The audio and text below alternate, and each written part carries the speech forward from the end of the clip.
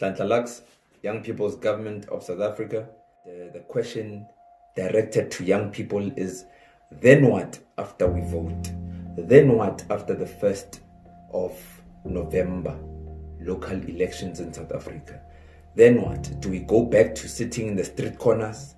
Do we go back to getting in line for the 350s? What do we do? Do we go back to being unemployed?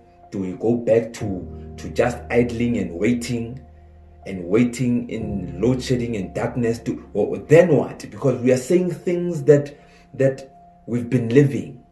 And this is not the first time this country, the year is not 1994. It's not the first time that this country votes.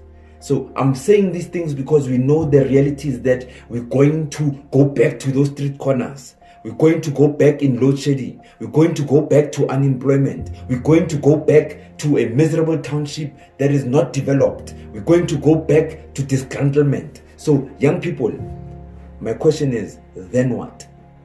But that question comes with an answer and a solution. Young People's Government of South Africa is an accountability structure, a national accountability structure that seeks to hold government accountable for service delivery and also to make sure that government prioritizes young people's agendas across all spheres of government. And it starts on the ground. Now here's a call to action for all young people. We are saying that every single ward in this country, we need young people to start taking formation of leadership. We need young people to start putting together executives, and a simple structured executive that represents young people of that ward. And the executive, a chairman that is elected by the community and leads that executive, will be recognized as our young ward councilor of that particular ward. And the responsibility of the executive and the young people at large, led by this chairman, will be to hold the ward councillor accountable for service delivery in that particular ward. We'll have a vibration of young people across this country holding all ward councillors accountable. Hausana double up. And I'm saying ward councillors in Indian communities, ward councillors in white communities, black communities, colored communities, Asian communities in South Africa. You will have young people that are going to make sure that you deliver on all the promises and make sure that there is no corruption in each ward. It is now time that young people start gaining the administrative experience of running this country. And the first step to gaining that administrative experience is through accountability. We're going to hold every single level of government accountable for service delivery and advancement of young people's agendas in this country. It starts on the ground because this country is not virtual.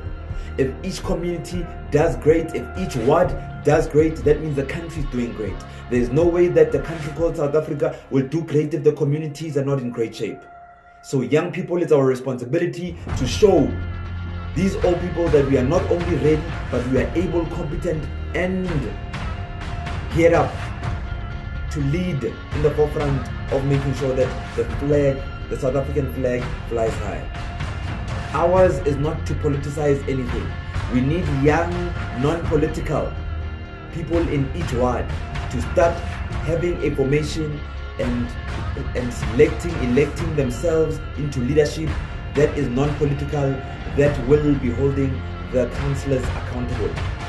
We will make sure that whatever resources needed will be provided for those young people to be able to hold those councillors accountable. This is a non-paying job. This is a non-paying leadership responsibility. This, more than anything, is a patriotic call to say that let us come together and make sure that we do good by our communities. At the bottom of this video, you will see an email.